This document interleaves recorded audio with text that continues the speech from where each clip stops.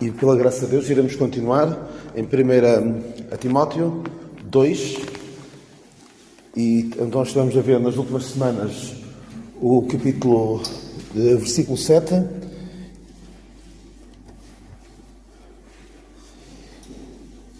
que diz: para o que fui constituído pregador e apóstolo, diga a verdade em Cristo, não minto, e doutor dos gentios na fé e na verdade. Andámos a ver este versículo durante várias semanas. Iremos continuar agora para o versículo 8. Mas antes disso, vimos doutor, a expressão doutor, aquele que ensina formalmente, com autoridade reconhecida, e vimos também que a palavra é didascalos, de onde veio a palavra didascálias, aquelas instruções que são dadas numa peça de teatro. E daí o doutor ser aquele que instrui.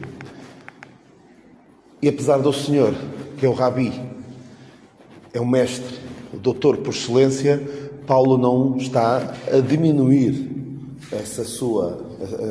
esse papel do Senhor Jesus Cristo, porque o Paulo é o doutor dos gentios.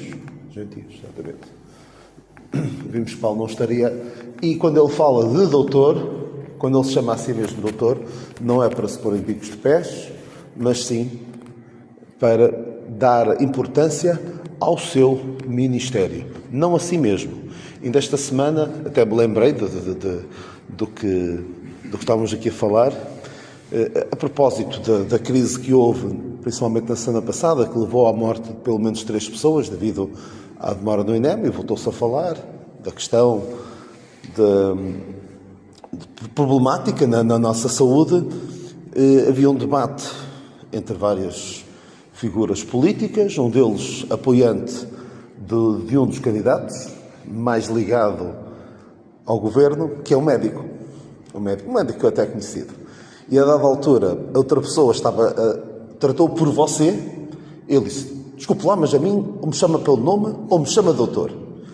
E eu até tinha simpatia para aquele homem, mas ao fechar assim não, a mim tem-me chamado doutor. Paulo não tinha esse espírito. Até já vos contei situações em que alguém puxa dos galões e, em vez de o exaltar, apenas expõe a fragilidade do seu caráter. Precisa daquilo, quase uma muleta para se valorizar. Paulo, sempre que usava os títulos, não os usava enquanto tal, mas sim a função, e exaltava sempre a função e não a si mesmo.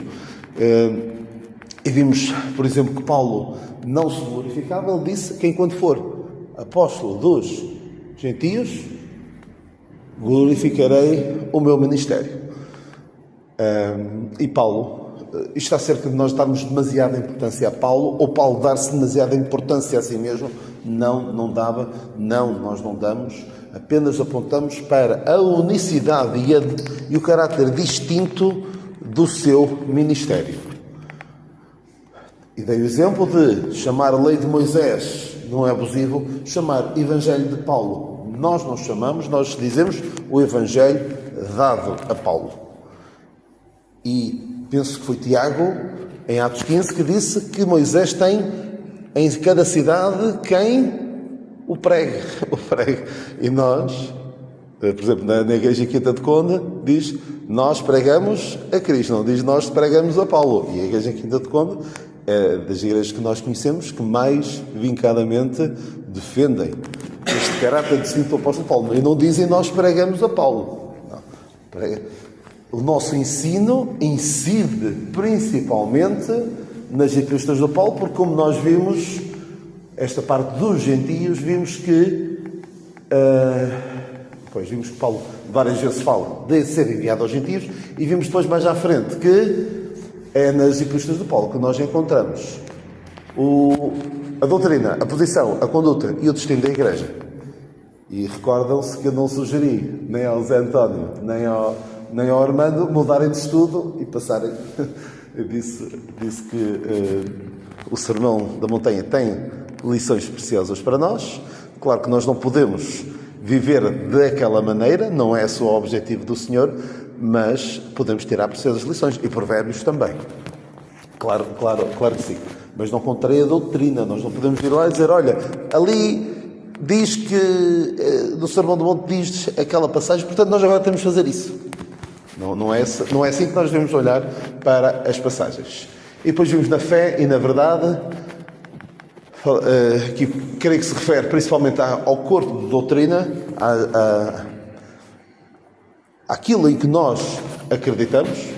A doutrina específica para a Igreja, não é a lei, não são tradições judaicas ou tradições humanas, e muitos, infelizmente, vão mais atrás das doutrinas, das opiniões humanas, do que atrás desta fé, para a qual Paulo foi constituído doutor dos gentios, para esta fé. E vimos também na verdade, e esta verdade é aquilo que o apóstolo também fala, penso que é nesta mesma epístola, que a Igreja é coluna e firmeza da verdade. Exatamente, da verdade. Ora bem, então vamos passar agora para o versículo 8, em que lemos o seguinte: quer, pois, que os homens orem em todo lugar, levantando mãos santas, sem ira nem contenda. Eu vou deixar aquela parte do levantando mãos para mais tarde possível, tal como vou deixar a parte das mulheres para mais tarde possível. Então, Paulo começa por dizer pois, ou seja, este pois, mas antes disso, alguém quer dizer alguma coisa sobre o que falámos nas outras semanas? Eu esqueço-me sempre de vos dar tempo, estejam à vontade, se há alguma coisa que tenha ficado e que gostassem de partilhar, mesmo que não seja diretamente relacionado, estejam à vontade. Não? Posso avançar?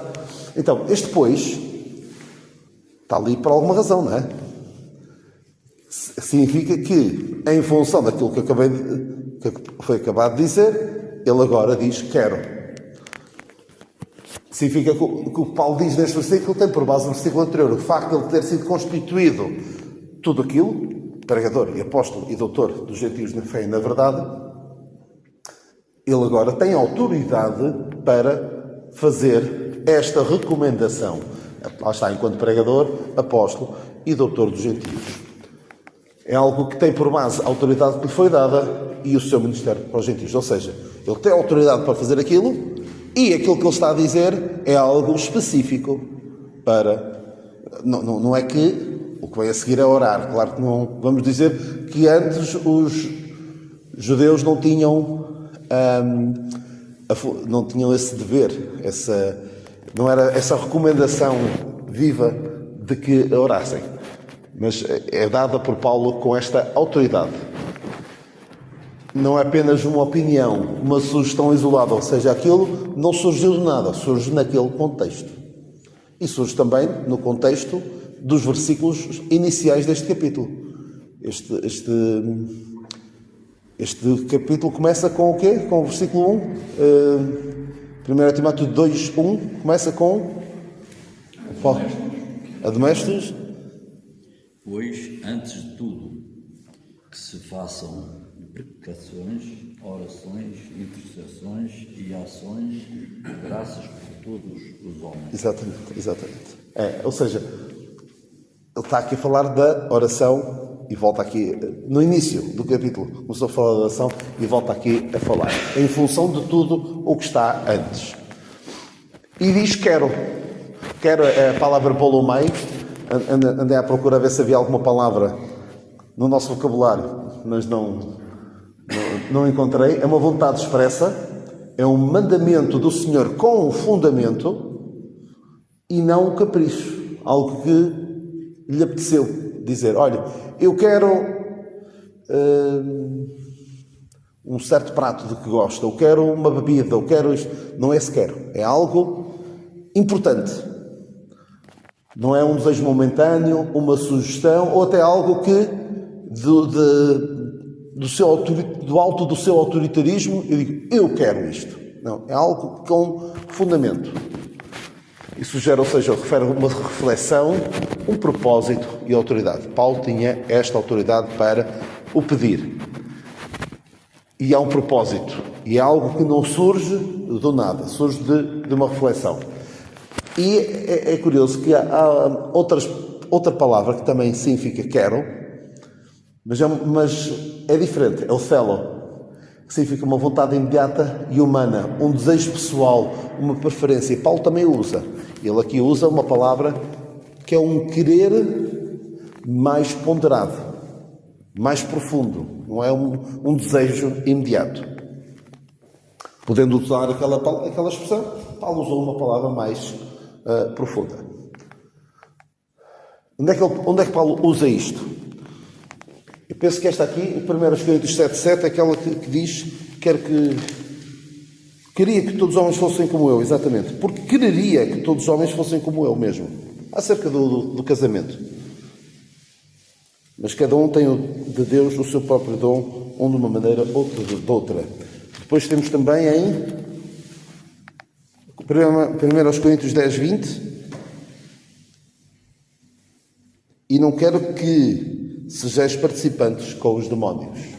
Também esta mesma expressão de quero. 2 Coríntios 1:15, 2 Coríntios 1:15, e com esta confiança quis primeiro ir ter convosco, para que tivesseis uma segunda graça. Ou seja, foi algo ponderado, não foi algo que, olha, apetece-me ir, e vai. Não. Paulo queria ter com os coríntios.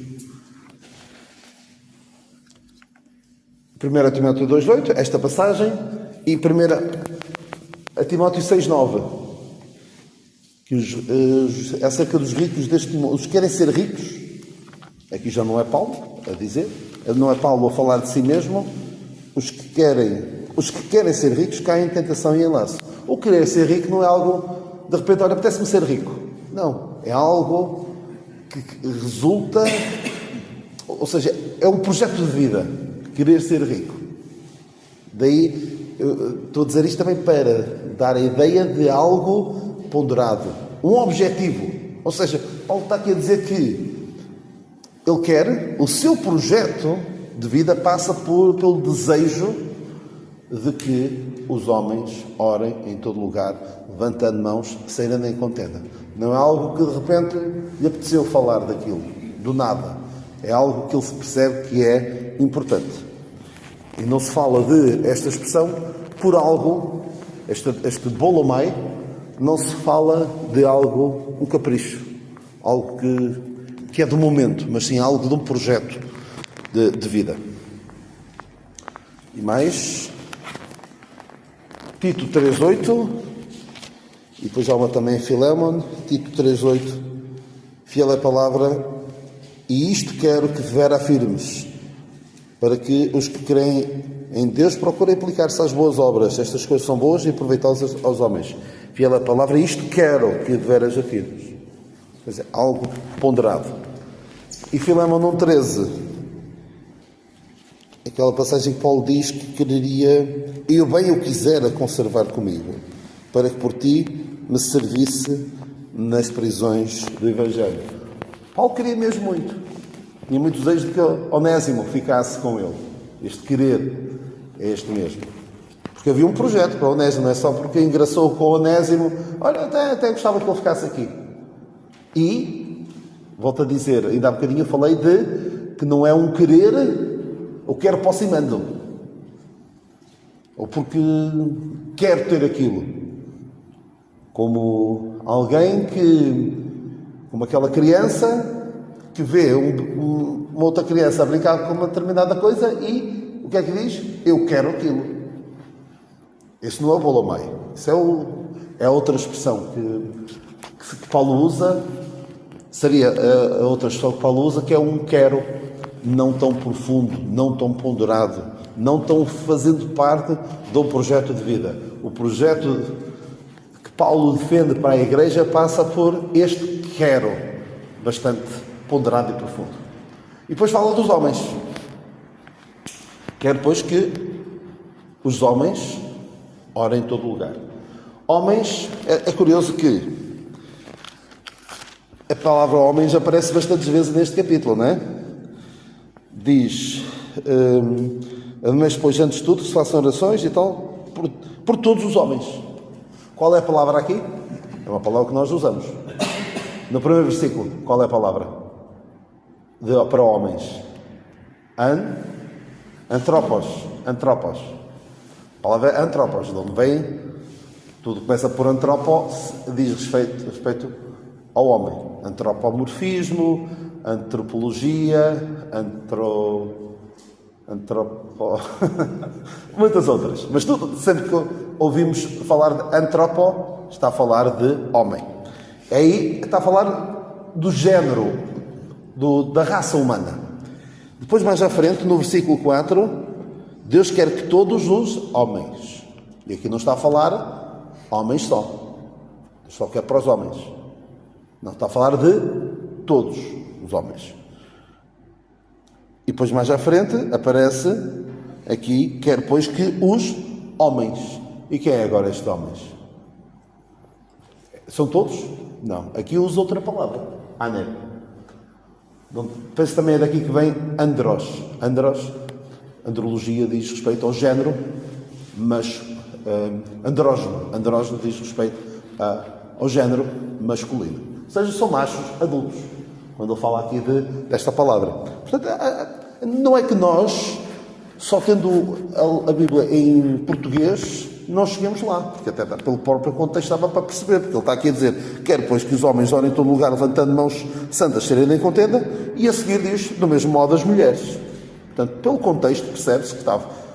E não é preciso ser muito inteligente, por assim dizer, para perceber que, quando está no versículo 1 e no versículo 4, homens, não pode querer dizer só os homens, os machos. Não há, só alguém com muito má vontade é que pode querer dizer outra coisa que não o que está aqui. Então aqui, todos os homens. É diferente, lá está, de antropos, nos versículos 1 e 4. Também se percebe pelo contexto que fala para os homens aqui e nos versículos seguintes fala para as mulheres. E é importante nós percebermos, e há pessoas que não percebem ou não querem perceber, ou porque querem ir ao sabor da sociedade, de querer que as mulheres tenham exatamente as mesmas funções que têm os homens. As mulheres são iguais em dignidade e importância no corpo de Cristo, mas têm papéis distintos. E isto, novamente, não aparece aqui, mas eu gosto desta palavra, desde sempre desta palavra, deste bolomai. Deus quer. É algo que faz parte do projeto de Deus. Não é algo que lhe apeteceu, algo que tanto faz, algo que ele imponha, não. É algo que ele deseja ver. Este projeto para a Igreja. E agora, pensando um bocadinho nos homens, ele não diz, eu quero que os anciãos, eu quero que os diáconos, eu quero que os sacerdotes, eu quero que aquele grupo restrito, o clero, faça isto ou aquilo. No tempo da lei, no tempo em que vigorou a lei de Moisés, havia aqueles homens que tinham cargos específicos para fazer intermediação entre a nação e Deus. Eram os sacerdotes, os levitas, tinham aquelas funções. Agora é os homens. Não é só para alguns. Todos devem primar pela excelência. Ninguém deve pensar, isso de viver uma vida mais santa, uma vida mais dedicada, conhecer as Escrituras, orar, testemunhar aos outros, ter um trato mais delicado para com as pessoas e adequado para com as pessoas. Isso é para os anciãos. Isso é para os outros. Eu posso ir fazendo as minhas... vivendo assim, não de uma forma tão rígida como os outros. Eu estou convencido, não sei o que é que acham, mesmo aquelas características dos anciãos que nós lemos em 1 Timóteo 3 e Tito 1, nós não devemos olhar para elas e pensar, isto é para os anciãos, portanto, isto não se aplica a mim. Na minha modesta opinião, e também há outras passagens que me levam a achar isso, tirando o apto para ensinar, tudo o resto devemos primar por isso. Devemos primar por isso. Porque tudo o resto, se nós formos a ler as passagens, e se Deus quiser lá chegaremos daqui a uns 2 ou 3 anos, a capítulo 3, e estou a ser bastante generoso, quando lá chegarmos, veremos que as características que lá dizem, 1 Timóteo 3, 1, 7, convém, pois, que o bispo seja irrepreensível, marido de uma mulher, vigilante, sóbrio, honesto, hospitaleiro, todas essas características que aqui estão. Não devemos olhar para elas e pensar, isso é para o ancião, isso não é para mim. Eu até já ouvi o seguinte, e reparem como às vezes as pessoas são habilidosas, ou são só isto, só para ver como às vezes as pessoas são habilidosas para manipular a palavra de Deus de acordo com as suas conveniências, ou das conveniências de quem conhece. Dizer assim, isto do marido de uma só mulher é para os anciãos. Ou seja, querendo legitimar o quê? Imaginem que eu casei e divorciei-me e voltei a casar. Ou seja, só estou impedido de ser ancião. A manipulação que algumas pessoas fazem. Portanto, devemos estar alerta, porque diz também Paulo a Timóteo que nos últimos dias amontoarão para si doutores conforme as suas concupiscências. Então, nós vamos pensar assim. Entre excelência, pôs a fasquia alto ou pôs a fasquia muito baixo, entre a excelência e a mediocridade, qual é que nós vamos optar? Devemos pensar nisso. Ou seja, isto é para os homens em geral. Orem para os Deus que comem. Sugere uma comunicação com Deus de uma forma regular e contínua. A ideia de orar sem cessar. Claro que quando a Bíblia diz orar sem cessar agora a Bíblia diz para orar sem cessar, agora vou deixar de trabalhar, vou deixar de fazer o que quer que seja, eu tenho de estar sempre a orar.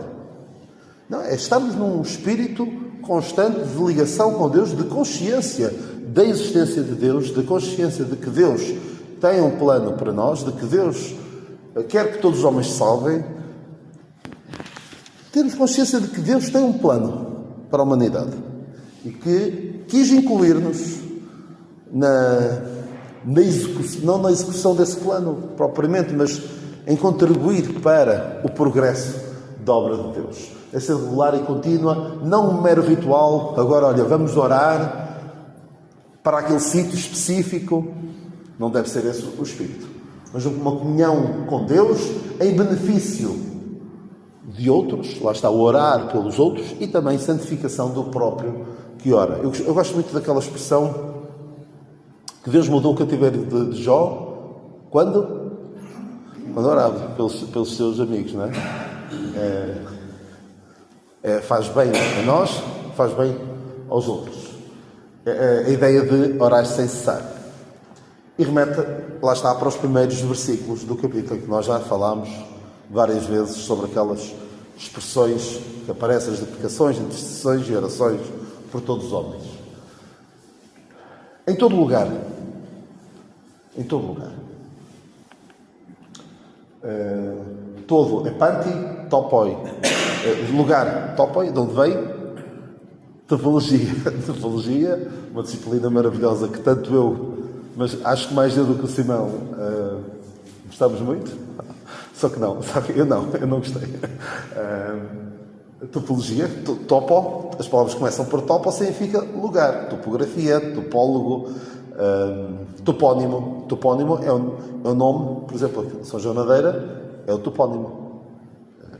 E depois as pessoas dedicam-se a explicar de onde é que vem, porque é que, por exemplo, porque é que espinho se chama espinho, porque é que estarreja se chama estarreja, já agora estarreja se chama estarreja, porque esta é a régia, esta é que manda, porque havia ali um diferente qualquer, então o nome vem daí. Agora, porque é que é São João da Madeira, se calhar nunca se preocuparam em perceber o que é que esta terra tem a ver com madeira.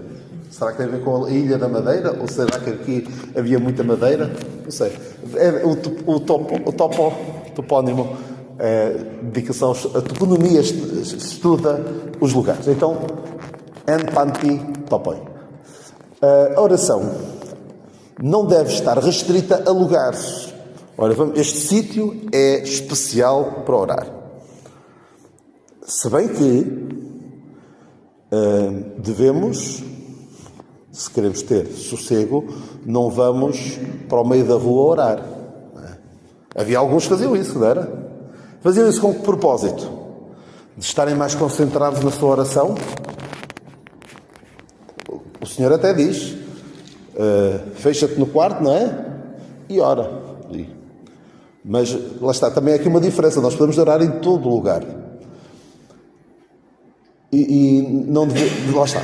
Há algumas pessoas que têm, e nós já ouvimos falar, penso que o irmão Sobral tinha um lugar que era no escritório dele, não é? E que às vezes as pessoas sabiam, não podemos entrar porque ele está ali no seu tempo de oração e não vamos querer incomodar. Não invalida isso, mas também não devemos passar para só ali é que podemos fazer. Ali é a casa de oração, vamos orar ali, ok? Sim, podemos orar ali, mas hoje temos este privilégio de qualquer altura aceder ao trono de graça. E deve-se ter cuidado com tornar-se um ritual. Agora não preciso estar preocupado com a oração. Mas dali já tem. Claro que isto não invalida também a importância de nós termos reverência pelo lugar onde estamos. Não vamos estar aqui também a abandalhar as coisas. Nós podemos orar em qualquer lugar, portanto este lugar é igual a todos os outros. Claro, convém termos alguma reverência, particularmente quando estão a decorrer os cultos, pelo lugar. Hoje não há lugares sagrados, não há o templo do Senhor, não há o tabernáculo, mas há um lugar sagrado, que somos nós. Porquê é que somos nós? Somos o templo do Espírito Santo, não é? Por assim dizer, há lugares. Mas, no entanto, cada um de nós deve pensar, eu quero ir a um determinado sítio. Será que este sítio onde eu vou é um sítio onde eu me vou sentir à vontade para orar? Ou o ambiente é tal que não dá para orar ali? Eu até tenho... uma pessoa pode pensar, até tenho vergonha de que Deus sabe que eu estou aqui. Mas Deus sabe. Ou seja, se calhar já nos aconteceu irmos a sítios e pensamos... Ou vamos e não sabemos para onde é que vamos e acabamos por dar por ela que estamos num sítio onde não deveria estar. Ou gostamos de uma determinada coisa e até vamos, mas ali não podemos ter aquela ligação com Deus de Senhor, eu estou aqui e eu quero viver para a Tua glória aqui. Se calhar há sítios onde já estivemos, e espero que ninguém deseje ir a sítios onde tenha de pensar o que é que eu estou aqui a fazer. Ou nem convém que nos lembremos de Deus. Onde estamos? Eu lembro-me de uma história, não sei, lembro de ter lido, que era uma criança que reparou de um crente que entrou num sítio que era pouco recomendável. Mas naquele tempo, entrar num café era pouco recomendável. Não é? Nós hoje já banalizou-se. Eu acho que já vos contei aqui de um crente, o irmão Constantino Estarreja, que foi disciplinado por ir a um café. Já vos contei isso. Eram outros tempos em que, e também a vida de café não é recomendável. Não é um sítio onde a gente possa estar ali, se fazer vida de café. Atenção, não é ir tomar um café. Fazer vida de café. Nós possamos estar ali e estar em comunhão com Deus, a orar. Então, uma criança viu um crente a entrar num sítio daqueles e foi atrás dele. E quando o viu lá sentado, disse: "Que fazes aqui, Elias?" E o homem ficou incomodado e caiu em si. E penso, já não me lembro bem da história, mas lembro da expressão: "Que fazes aqui, Elias?" Ou seja, o que é que estás aqui a fazer? Apesar de não haver lugares especiais para orar, também há sítios onde a oração se fica, por assim dizer, não direi impedida, mas nós próprios não nos sentiríamos bem. Ora, E era isso. Se quiserem dizer alguma coisa, podemos ficar por aqui, ou então avançar para o levantando as mãos, saída nem contente. Assim, é uma prática mais associada à nação de Israel, que às vezes Paulo, por exemplo, fala de impor as mãos. Não é? Fala de impor as mãos. E tem certos recursos linguísticos que ele usa, mas também é curioso, e que nós não usamos hoje. E alguns, se calhar, por estarem contaminados pelas tradições dos homens, mas vocês já viram, por exemplo, e se calhar é nesse sentido que alguns fazem, com ou sem discernimento, já viram muitas vezes até jogadores, antes de um jogo, ou até quando marcam um golo, ou coisa assim, fazer assim, se calhar é com base neste versículo. Orem em todo lugar, levantando mãos, santas sejam nem contente. Não sei se será. Não é coisa que eu me sinta confortável a fazer, mas se alguém o fizer, também não vamos chegar à beira deste irmão e dizer, olha, não pode fazer isso. Quando o apóstolo Paulo diz para fazer. Senão, caímos no erro daqueles que proíbem o casamento, por exemplo. A Bíblia subscreve o casamento e depois chegam alguns e dizem, não podes casar. Tu, em particular, não podes casar. Não vamos estar aqui a negar a alguém manifestar. Desde que não coloque em causa a boa ordem do culto. Agora, não devemos nós, só porque eu não gosto de alguém a fazer assim, pessoalmente, não é que me incomode, mas é estranho só. Estamos habituados, pessoas a orar, sossegadinhas, não é? Já não há tanto aquela prática como antigamente, não é? De mesmo dobrar bem. Se calhar, lá está, é algo que se foi perdendo também, não é? Certas práticas da oração. Também seria um estudo interessante, não é? A forma como devemos estar na oração. Mas, levantando mãos, santas, saíra, nem contenda. E há aqui tantas expressões que nós podemos debater se levantamos as mãos, se não levantamos as mãos, se são os homens ou se as mulheres não podem orar.